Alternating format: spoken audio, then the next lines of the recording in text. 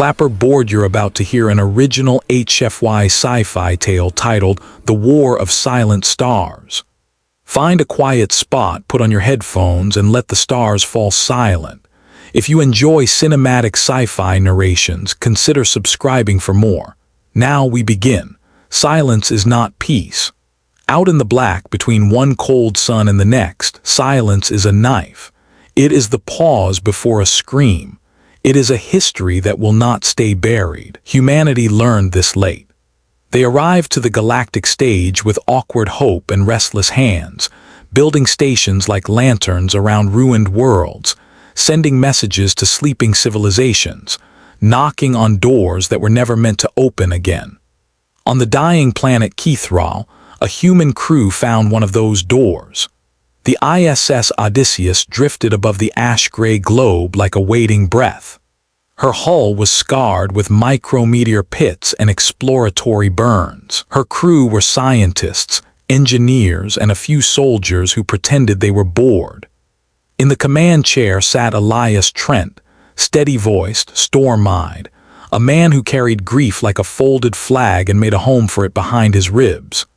At his side walked Sarai Elithari, by blood, human by choice, the last flicker of a people eaten by silence. She was tall and lithe, skin like frost-lit silver, veins that glowed faintly blue beneath. When she laughed, it sounded like wind through glass. When she fell quiet, people felt colder without knowing why. They came to Keithral because Sarai asked them to. "My world learned to whisper," she said, touching the obsidian window of the observation deck. "It's time someone listened." The planet below looked dead, but ruin often hums. The Odysseus's scanners found the hum and traced it to a vault miles under rock and fused sand, an Elithari reliquary sealed during a war so old it had dried up in memory. They drilled, they cut, they whispered passwords to doors that hated them. They descended into the dark like divers into a drowned cathedral. It took 8 days to reach the heart. The last door opened like a held breath let go. The room beyond was tall, round, and quiet. In the center, a pedestal rose from the floor like the throat of a mountain. On it, under crystal filaments and dust, stood a suit of armor, black, veined with slow-moving silver. The lines of it were neither sharp nor soft, but something else, the way a comet is shaped by the weight of its own fire. Sarai stopped breathing. "Orales," she whispered, "the armor of the first vow. My people used it when the stars went silent." Elias stepped closer, helmet off, eyes narrow. He put his hand above the suit, not touching yet. The hairs on his arm lifted. "It's hot," he said. "It's asleep," Sarai said. "Looks like it's waiting," Elias said. "For what?" He did not answer. No one did. They did what explorers always do. They scanned, argued, phoned experts across light years, sent more drones than they would admit. The drones died. The scans returned nonsense and music. The experts said wait. So Sarai made a joke. "You want the clip for the network, Commander? Let the primitive ape try on the dead god's jacket." Elias smirked. He should have walked away. Instead, he touched the armor because he was human and because curiosity is a kind of mercy. We free the trapped even when the trap is time. The suit woke. It unfolded like a night flower blooming in one breath. Plates lifted, rounded, slid apart, and became a cradle around him. The black drank the light. The silver ran like quicksilver rivers toward his fingers, his chest, his throat. There was no pain. There was only weight, a deep gravity that felt like an embrace from something impossibly old. The room screamed without sound. The air tasted like burnt sugar and storm water. Elias's eyes glowed with reflected silver. The suit sealed. "Elias," Sarai called, trying to yank him back. He looked at her, visor open, expression strangely calm. "It knows me. How can it?" A rush, and he staggered, hands on his helmet, eyes wide, breath knocked from him as memory slammed through his skull. He saw fleets burn without sound. He saw an Elithari queen break her crown and feed it to the black. He saw a child in a glass city watching stars go out like candles pinched by a giant hand. He heard, like a name whispered through stone, Craven. His knees hit the floor. The armor steadied him like a mother holding a fevered son. "Commander," Sarai said softly, kneeling beside him. "Can you move?" He nodded. He stood. The orales flowed with him like a second body and a promise. He took a step and then another. He felt stronger, faster, as if gravity had changed its mind about him. He also felt watched. "Sarai," he said, "something is listening." She closed her eyes and felt for the wavelengths below language. A distant, cold attention turned toward them in the dark. "They heard it wake," Sarai said. "Who?" She opened her eyes. The blue in her veins pulsed brighter, like fear lit a lamp under her skin. "The Craven." Silence lifted its knife. The first strike fell like a hammer. 3 Craven raiders tore open space near Keithral and spat fire across the human flotilla. The ISS Haven broke in two. The Prospero blew out her lungs and died. The Odysseus shook like a gored beast and bled atmosphere that froze at the seams. Elias ran. He moved like he had been waiting for something to chase him all his life. The Orales unfolded wings, a lattice of black struts and silver light that caught nothing and everything at once. He hit the hangar and pushed through the field as klaxons clawed the air. "Hold position," shouted Chief Garvey, face red beneath the emergency lights. "Commander, stand down, we have pilots." "Not like me," Elias said, and he leapt. He did not fall, he flew. The armor drank vacuum like wine. His bones felt tuned to the black.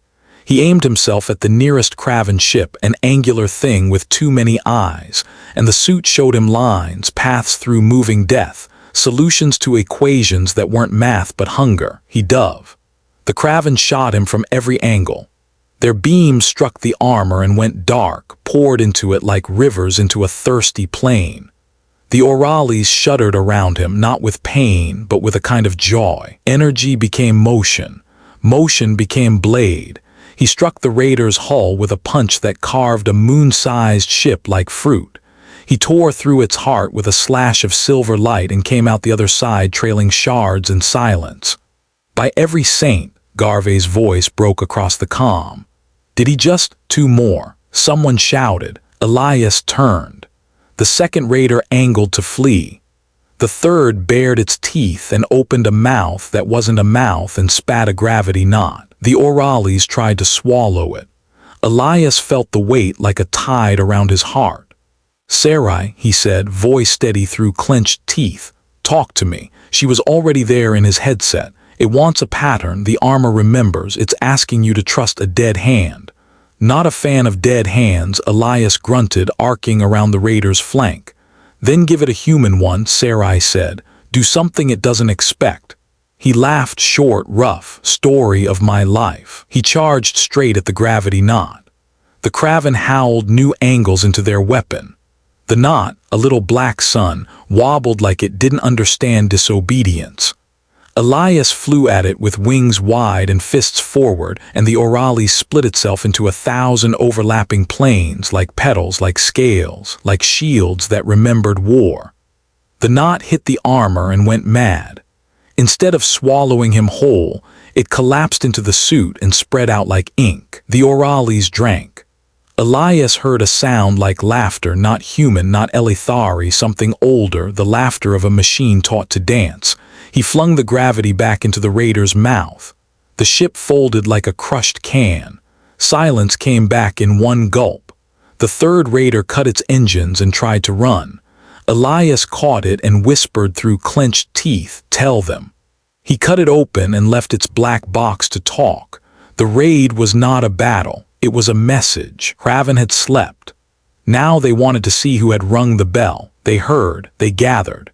In the weeks that followed, the galaxy learned to feel afraid again. Old alliances woke like stiff joints. The compact of 9 sent ships from 3 suns. The Threx, luminous and tired, opened their cathedral vessels and dusted off glories. The human interstellar assembly called emergency councils that tasted like coffee and stale hope and refusal. Some said, "Run." Some said, "Negotiate." Some remembered what negotiating with a knife felt like. Sarai spoke before them all. She stood with her spine straight, light bright in her veins, voice clear. The Kraven do not want our worlds or our worship, they want silence. They hunger for a sky with no words in it. They last moved when my people lit the Orales to burn them back. We burned bright, we burned out. Do not let that be the ending again. And what do you propose? Asked an admiral whose name no one would remember later because fear eats names first. Sarai looked at Elias. He stood in the armor without wearing it, the way a man stands with his scars, visible, constant, unashamed. We propose we stop acting like victims in our own story, he said. We propose we fight. You.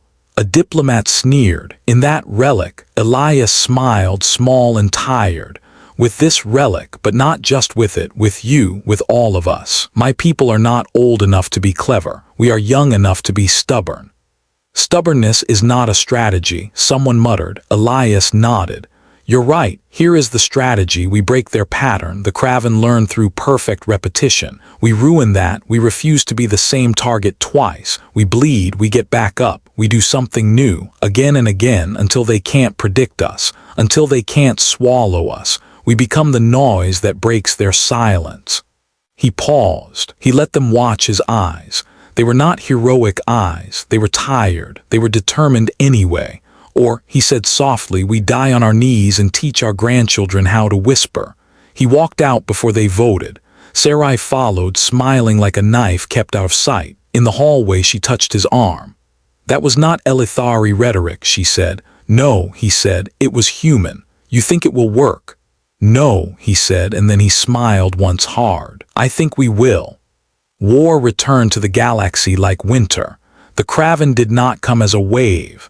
They came as frost, moving along edges, finding the weakest leaves, killing silently. They struck refuel depots, comm hubs, relay stations, small worlds with big hearts and poor shields. They took prisoners when it taught them something and turned them to dust when it didn't. Elias became the spear that found them first. The Orales learned with him, whispering old maps in his ear, offering bursts of memory like ammunition. Sarai became his compass. She left the Odysseus and moved with him from world to world, base to base. She slept 3 hours a day and dreamed of glass cities and black rain. She woke and stole their future back one plan at a time. They built a network like a nervous system across the rim. They turned ore haulers into decoys, research boys into sentries, ice moons into trapdoors. They taught miners to fight like poets, pilots to think like thieves, admirals to listen to farmers who watched sky for weather and could smell a storm before it came. The Kraven felt the change. They adapted. They always adapted. But each time they reached for the pattern, each time it almost clicked. A human did something stupid and brave and wrong in exactly the right way, and the math broke. At Arden's Reach, a crew of 6 found themselves facing a Kraven corvette with nothing but a tug and a mining drill. They rammed the drill through the corvette's eye and lit its insides like a forge. At Helix Gate, a tech named Pillar Cho wrote a virus in a night that taught Kraven targeting arrays how to love decoy flares more than heat. At Black Market 3, a thief named Miri Cade sold a Kraven infiltrator a fake star map, which led a squadron into a collapsing brown dwarf and made them learn what being soup meant. Each victory was a bruise on a fist that couldn't stop swinging. Each loss was a name whispered to the Orales at night. Elias did not keep a list on paper. He kept it behind his ribs with his grief. He said each name like a prayer when he strapped the armor on, and the silver veins in it hummed a low, sorrowful note. Does it hurt? Sarai asked once, watching him stand alone before a jump, watching how the black seemed deeper around him now, how the silver was brighter, how he looked taller and also like a man swallowed slowly by something he had invited in. Yes, Elias said, like growing pains, like frostbite, like the first time you fall in love and realize the world is bigger than you can hold. She nodded. It is not trying to own you, it is trying to fit you. Do you think I fit? Elias asked. Sarai smiled. No one fits the future. We make the future fit us. He laughed. He stopped when a comm-tech ran in, breathless. "Commander, Craven's scouts at Halcyon Pier, families, no shield." Elias looked at Sarai. He did not speak. He did not need to. She already had the route plotted. He ran. She followed. Halcyon Pier was a ring station around a small yellow star in no one's map. It housed 3,000 lives, artists, mechanics, children who chased each other in zero-G corridors and learned to laugh in 3 languages. The Craven came with 2 ships, small, lean, meant for cutting fingers off the hand that couldn't form a fist in time. Elias beat them there by 7 minutes. He could not fight both and guard the exits, so he did what no one taught him not to do. He knocked. He slammed one fist on the hull of the nearest Craven ship with just enough force to hurt and not enough to kill and said, "Come on." The Craven turned their attention at once. They loved clean fights. They loved dying well. They loved patterns. Elias gave them a pattern and then broke it halfway through. He let them chase him. He led them through the station's ring like a daredevil carving loops in air. He bled speed. He feinted weakness. He curved toward the star. "Elias," Sarai's voice filled his skull. "Do not, I know," he said, "but you told me to fit the future to us." "What does that even?" He cut the channel. He dove toward the chromosphere. The star roared. The Orales screamed, "These aren't toys." Elias understood something no one should. The armor was not afraid of death. It was afraid of waste. "Trust me," he whispered, and he skimmed the star's skin like a hand over a lion's back. The Craven followed exactly as close as math told them to, which is to say, too close to a human and just close enough to die. The Orales drank the heat and became a mirror. The Craven drank the heat and became a history lesson. The first ship blistered and burst. The second flinched and lost 3 seconds of shot. Elias gave those seconds to Halcyon Pier. He arced back up, let the star sigh relief behind him, took 3 Craven beams to the chest for his trouble, and felt the armor shake like a bell. He could taste copper. He could taste lemon. He could taste his own name said the way a mother says it when the child has fallen and bled but the bone is not broken. He landed hard on the outer ring, boots caving plating that had seen only careful footsteps. He stood as the second Craven ship tried to decide between retreat and pride. "You have neither," Elias said, and he leapt and his fist became a comet. The ship died. The people of Halcyon Pier painted a mural of that day. In it, the man in black and silver is not handsome. He is not perfect. He is braced and tired and alive in a way that makes the eye ache. In the corner of the mural, a child stares at the star and laughs. Elias looked at it once months later and cried the way sleepers do when the dream cuts too close. War is not made of battles. War is made of choices, most of them small. Sarai chose not to tell Elias each time the Orales hummed in a frequency she had never heard before. He chose not to tell her each time he woke shaking, hands numb, heart running too fast even for a machine meant to run hearts faster. Garvey chose to forgive the pilot who froze and lived, because the next day she didn't freeze and saved 8 more. A cook named Imani Jafar chose to write names on the bottoms of cups so the living could drink with the dead without shame. The Craven chose escalation. They sent a harvester. It fell into real space near Isola with the mass of a small moon and the appetite of a black hole built on a dare. It did not fire guns. It simply opened its ribs and began to drink the planet's magnetosphere, the same way it would drink breath from a mouth it had just kissed. Isola's oceans tried to climb into the sky. Its birds fell like rain before the rain rose again like birds. People prayed. People cursed. People held hands and said, "Not us.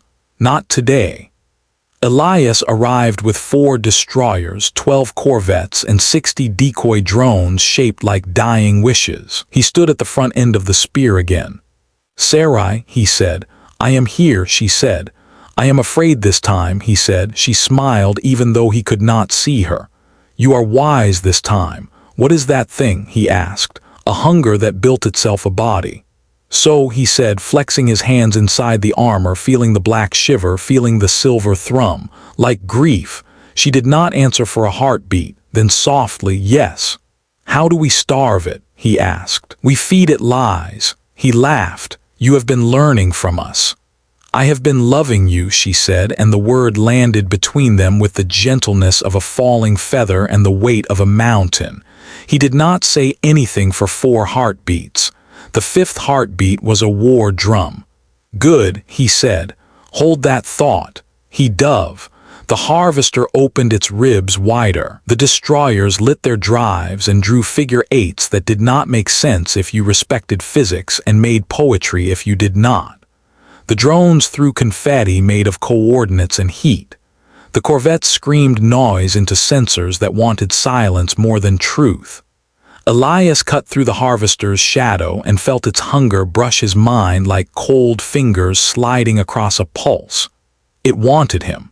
It wanted everything. It wanted the Orales most of all. He could feel the armor swell against him like a cat putting up its hair. Not yours, Elias said, and he gave the harvester a mouth to bite that was not real.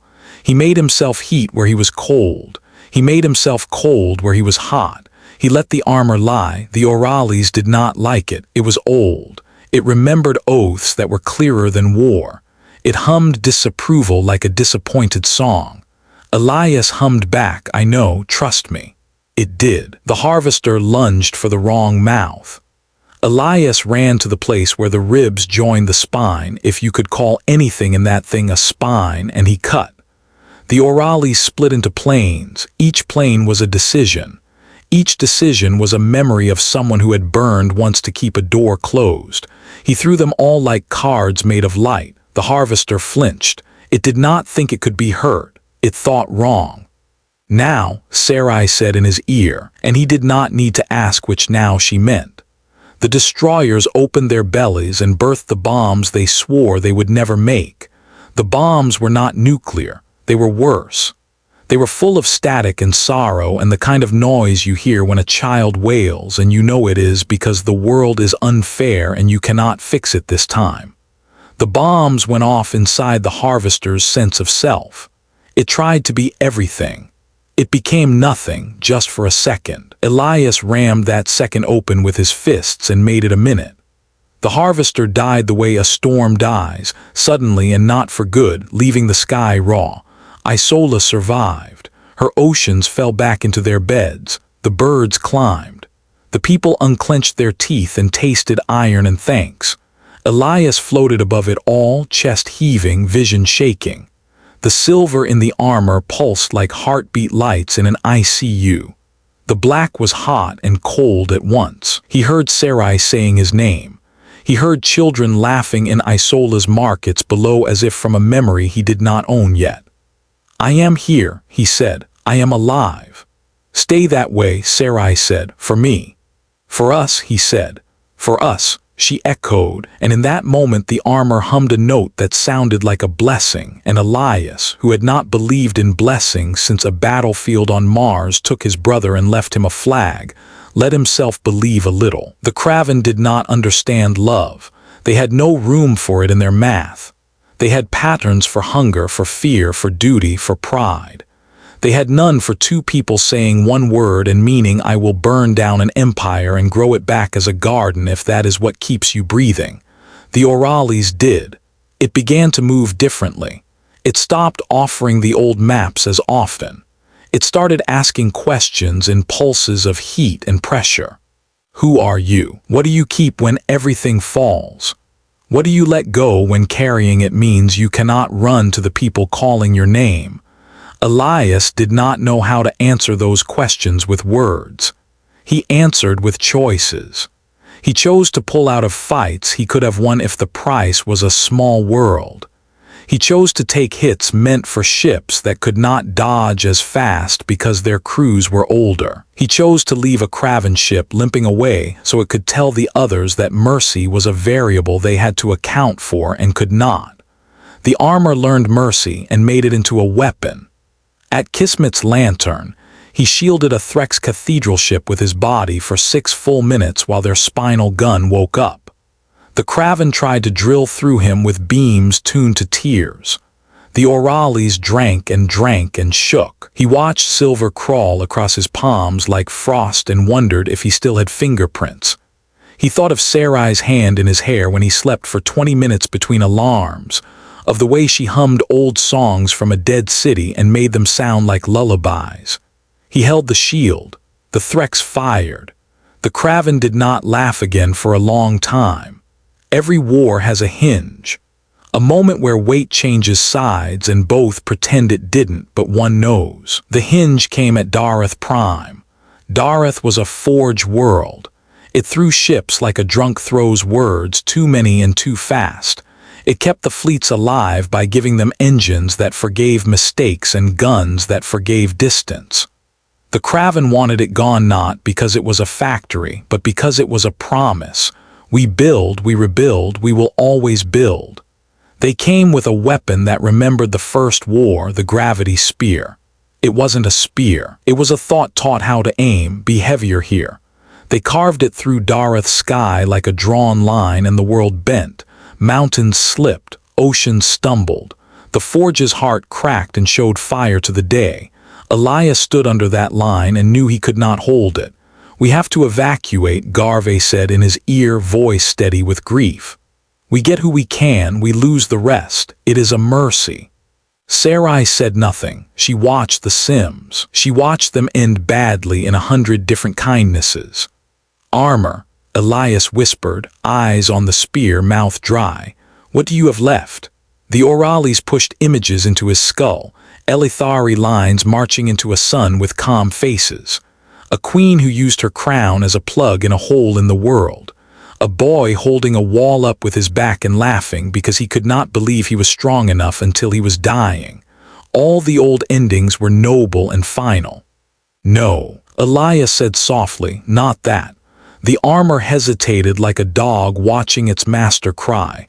Not that, he repeated. You are not a tomb, you are a bridge. Sarai turned. What? Connect me, he said, lifting his hands to the sky, to everything we've got. Elias, do it, he said, not to burn me, to borrow me. She stared at him for a second too long and then moved faster than she knew she could. She plugged him into the network that hummed across 100 quiet stations and 10 loud ones and 3 that were just ships parked next to asteroids pretending to be rocks. She pulled energy through lines meant for data. She wove prayer and profanity and human stubbornness into a cable. She attached it to him.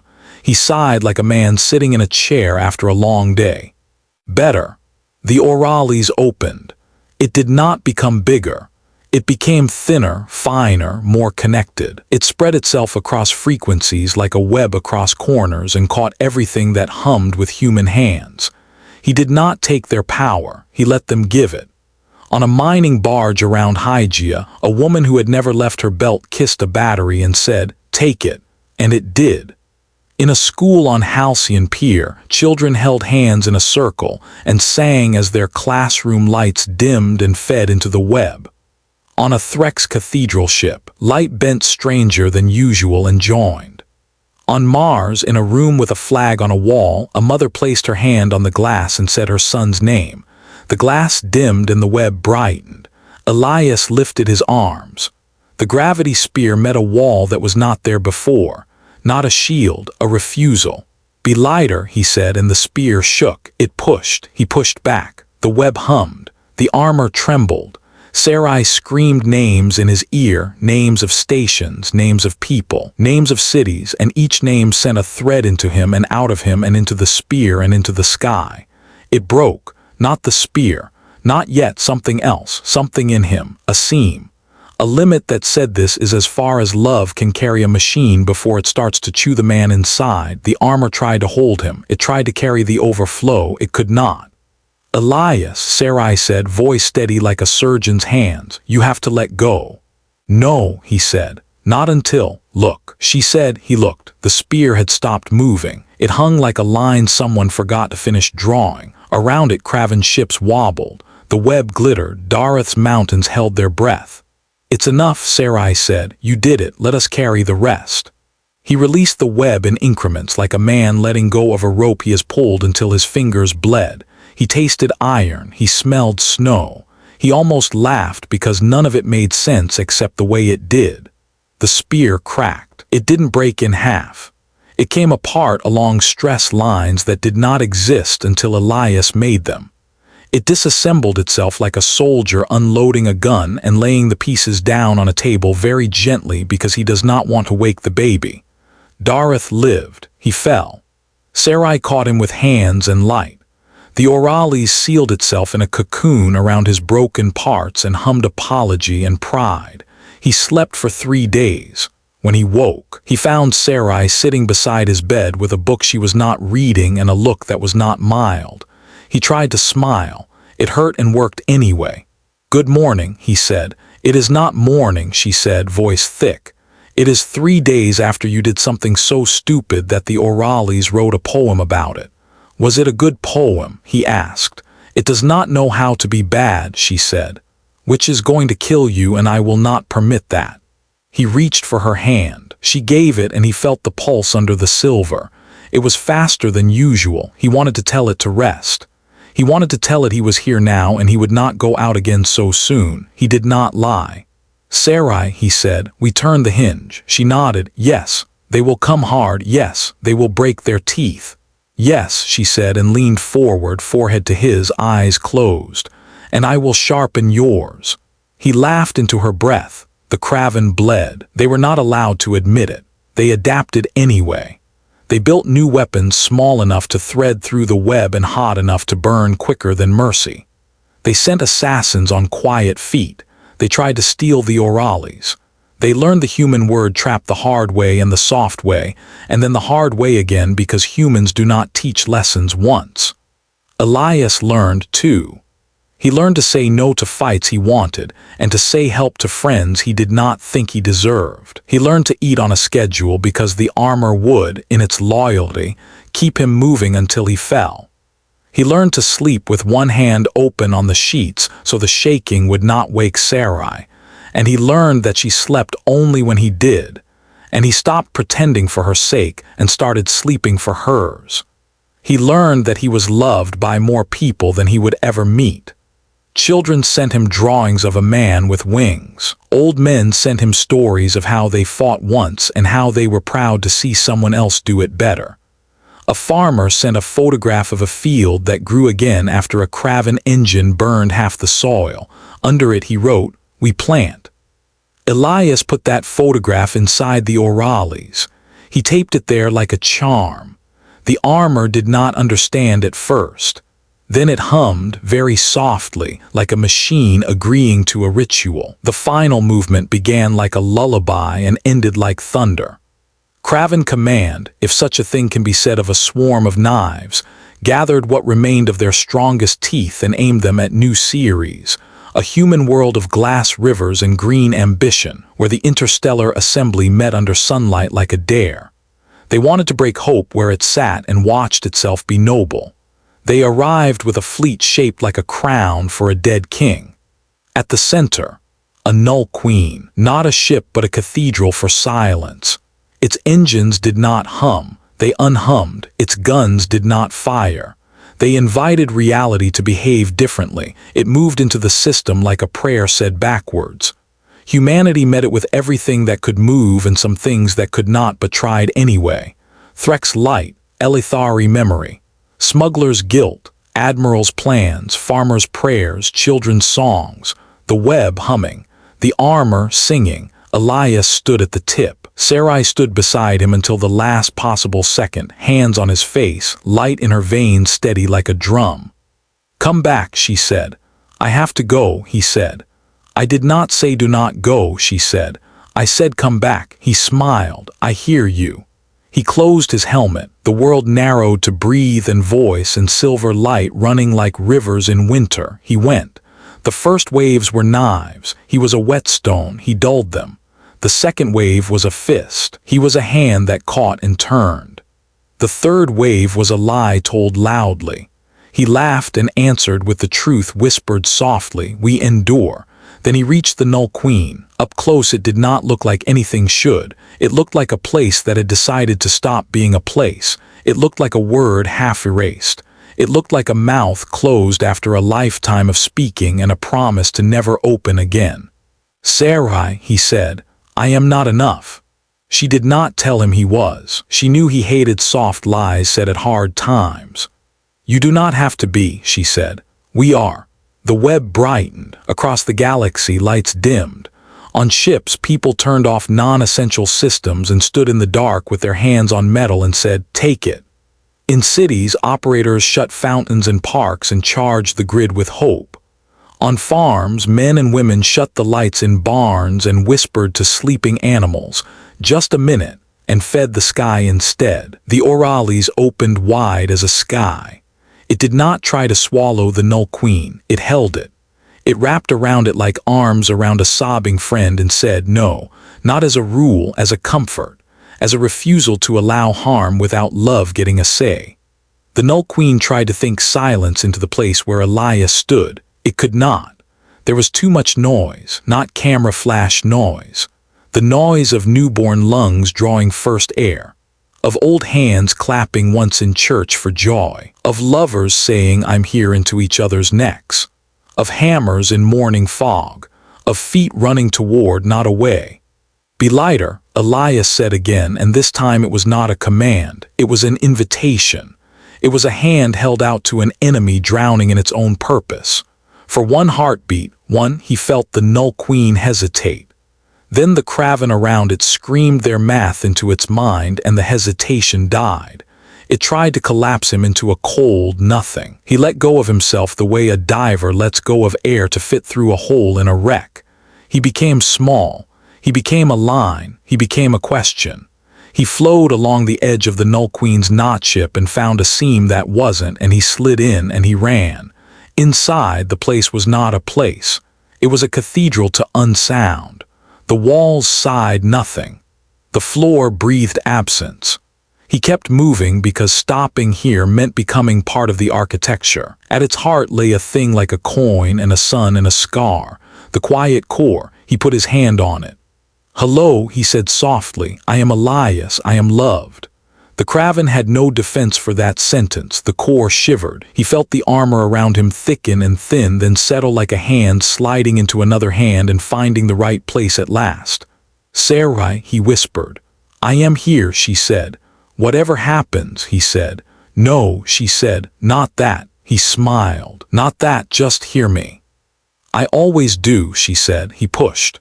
The core tried to stop being. He would not let it. He did not destroy it. He did not know how, and he feared what would grow in the hole if he did. He changed it. He introduced it to noise. He remembered every name he had kept behind his ribs. He said them all in his head at once, and the armor carried them, and the web carried them, and the core learned a language made of grief and laughter mixed. It could not be silent there. Not completely. Not anymore. It cracked. The Null Queen convulsed.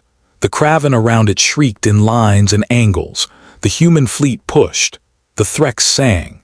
The Elithari memory hummed in the Orales like a choir. "Now," Sarai said.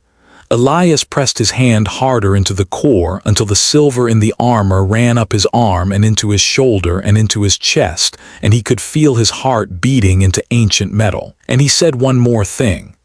"Live," he said, "if you can, but not alone." The core broke, not into shards, into seeds. Light blew out of the Null Queen like pollen. It carried a noise in it, a hum, a word together. The Null Queen died like a cathedral whose god had stepped outside and asked it to be a field. The craven fleet broke. Some ran, some went still, engines quiet, guns turned toward nothing, as if listening to a sound they had forgotten from before they learned to love silence. Elias stood inside a storm and tried to breathe. "Come back," Sarai said, not panicked now, not stern, just a request. Just an anchor thrown from a shore into a sea and the rope taut between. He walked. He found an exit that had not been there and was now because the world had changed its mind. He stepped into open space and felt the fleet around him like a hug from far away. He was not done. A craven dreadnought lunged at his flank like a cornered bull. He turned, raised his hands, reached for the web, and found nothing. Empty. He had spent it all. He could have died there. He should have, by laws that mean well and kill too often. Then lights came on, not from the web, from the ships. From the people who had kept something back, because no matter what anyone says, humans do not give everything. We keep a little for the walk home. We keep a little for the last punch. We keep a little because hope is a miser and we are its greedy children. They lit him. The orales flared. Black became blacker. Silver became lightning. He moved. The dreadnought became a story with a sad ending and a good lesson. The craven broke like a fever. The sky, at last, remembered how to be quiet in a kind way. Peace did not come in a parade. It came like a tired animal finding the right patch of shade. It came with broken ships limping into port and not being shot. It came with craven vessels lowering weapons and opening bays, and letting humans in without traps. It came with a machine that had been a queen sending out fragments of itself that hummed like bees, and planted something green in vacuum that grew only in metaphor and hearts. Elias stood on new series under a real sun. He wore a coat and not the armor. The orales sat behind him on a stand like a sleeping horse. It looked smaller, or he looked bigger. It was hard to say. Sarai walked up the hill toward him. The grass wore dew. She did not. She wore a dress a child had chosen for her because he said she looked like a hero in that color. She looked like herself. Commander, she said, because she liked to tease him with titles now that he had made them mean something she could live with. Lady of Light, he said, because he liked to make her roll her eyes. She stood beside him and looked at the orales. It is quieter now. It is listening, he said. To what? He took a breath and held it. He let it out slow. He looked at the city below, at the people carrying chairs and bread, at the pilots sleeping on benches with their boots off, at the children playing war with sticks and declaring surrender because someone's mother called them to dinner. To us, he said, they stood a long time. At last, Sarai touched the armor. Will you wear it again? She asked. When needed, he said. When is needed? She asked. He smiled. Less often, I hope. She nodded. Good, it fits you. You should not fit it. He looked at her, heart full in a way that did not hurt like war did. Stay, he said. She blinked once, twice. Here, with me, he said, wherever that is. She did not answer with words. She took his hand. The silver in her veins brightened. The black in his gaze softened. The armor hummed a note like approval, and old ghosts learned a new song. Years later, children would ask where the War of Silent Stars ended. Some would say at Dareth Prime when a spear broke. Some would say inside the Null Queen when a man told a god to be a field. Some would say in a little ship on a long night when someone decided not to run. They would all be right. Elias would say it ended when people who had been taught to whisper stood in the street and sang. Sarai would say it ended when an old machine learned mercy and a new love learned patience. The craven would say nothing, but a few of them would put down their knives and plant seeds they did not know how to tend yet, and children with sharp teeth would watch green things grow and feel something like hunger but sweeter. The orales would say nothing. But sometimes, on the edge of sleep, in the window's reflection, Elias would see it glow a little, like a hearth, and know that old oaths can be rewritten when new hands hold the pen. And the galaxy would keep moving as it always does, but not as it always has. There would be noise in the silence now, good noise, a heartbeat. One night, years after the last craven gun shut, Elias stood again on a hill with Sarai's hand in his. The sky looked like spilled salt. The air tasted like bread and rain. He closed his eyes. Do you hear it? Sarai asked. Yes, he said. Not the armor, not the fleet, not the web. What then? Us, he said. He opened his eyes and smiled without trying. And that day, the narrator says, voice steady and low as a drum under a song, the galaxy learned. Humanity doesn't conquer, it endures. Headphone, if you enjoyed this story, make sure to like, share, and subscribe to the channel for more epic HFY sci-fi tales. Until next time, stay human, stay unbroken.